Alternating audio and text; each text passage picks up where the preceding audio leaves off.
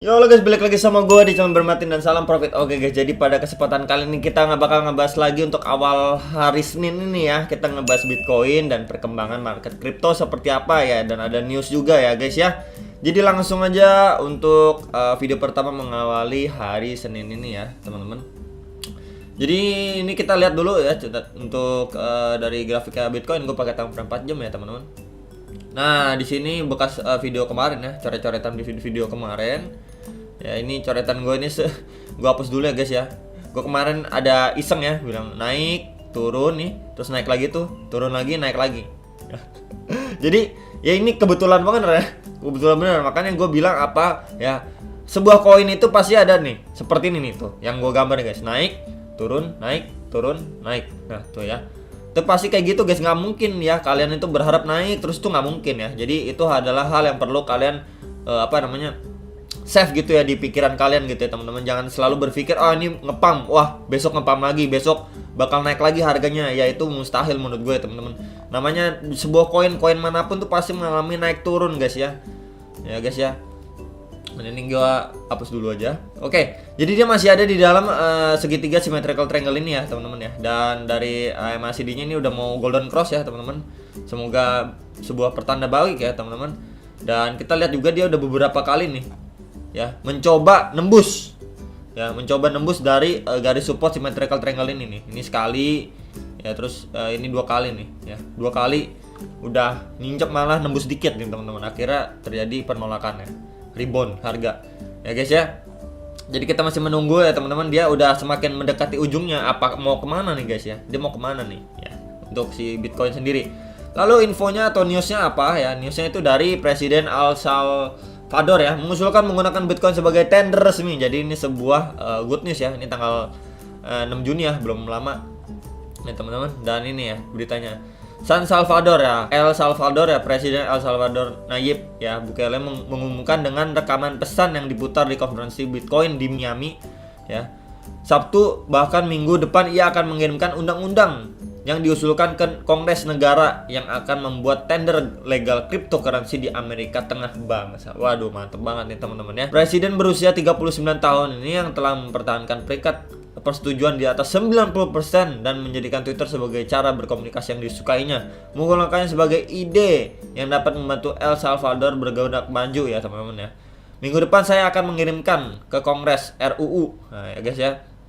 Jadi kita bisa tahu juga ini minggu depan nih ya teman-teman, dia mau mengirimkan ke Kongres RUU-nya nih guys ya. Nah terus di sini kita bisa baca juga, Bukele melihat Bitcoin sebagai cara yang tepat untuk mentransfer miliaran pengiriman uang ya. Jadi memang dia sendiri menyadari ya kalau ya salah satu jalan yang saat ini nih ya teman-teman, yaitu Bitcoin nih teman-teman ya, untuk mentransfer miliaran uang nih ya. Memang untuk yang lebih cepat dan lain sebagainya ya teman-teman. Bahkan altcoin itu bahkan lebih cepat lagi ya, altcoin ya guys ya, kayak misalkan XRP ya dan lain sebagainya.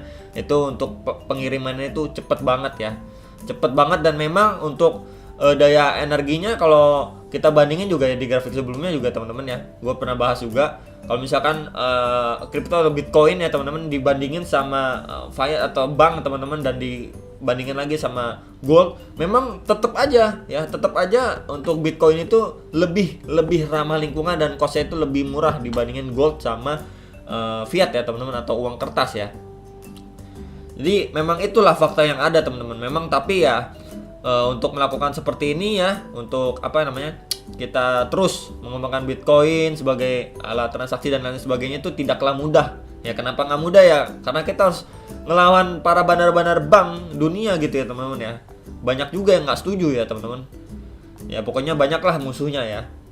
Tapi memang untuk teknologi blockchain ya teman-teman dan lain sebagainya, memang itulah yang harus kita persiapkan gitu ya teman-teman. Kita nggak bisa ketinggalan gitu ya untuk teknologi kedepannya ya guys. Jadi ini adalah good news ya teman-teman. Kalau kemarin tuh udah good news dari Alibaba dan Google ya teman-teman, sekarang dari Presiden El Salvador ya teman-teman.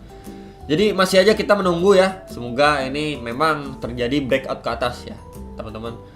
Kita sama-sama menunggu dan berharap juga ya teman-teman, karena kita semua pasti banyak yang masih nyangkut ya itu ya teman-teman. Dan ini kita kalau lihat juga ya teman-teman dari dari pergerakan volumenya ya. Semoga dia tetap ada lonjakan volume nih teman-teman ya, ngedorong ya buat bisa terjadi kenaikan harga nih volumenya. Semoga kedorong seperti ini nih guys. Ini semoga loh ya, ini semoga guys. Volumenya kita harapkan seperti ini ya. Semoga dia ada beberapa volume konfirmasi lagi ya, adanya kenaikan volume ya. Apalagi setinggi ini nih volume ya, naik gitu ya guys ya tuh. Ya, jadi potensi besar untuk bisa breakout ya. Cepat kalau misalkan memang nggak nggak ada volume dorongan lagi yang cukup besar ya. Ya susah untuk yang namanya bisa mengalami kenaikan harga, bahkan breakout itu ya cukup ya susah lah gitu ya teman-teman. Ya banyak faktor juga kembali lagi ya teman-teman untuk terjadinya breakout atau kenaikan harga ya.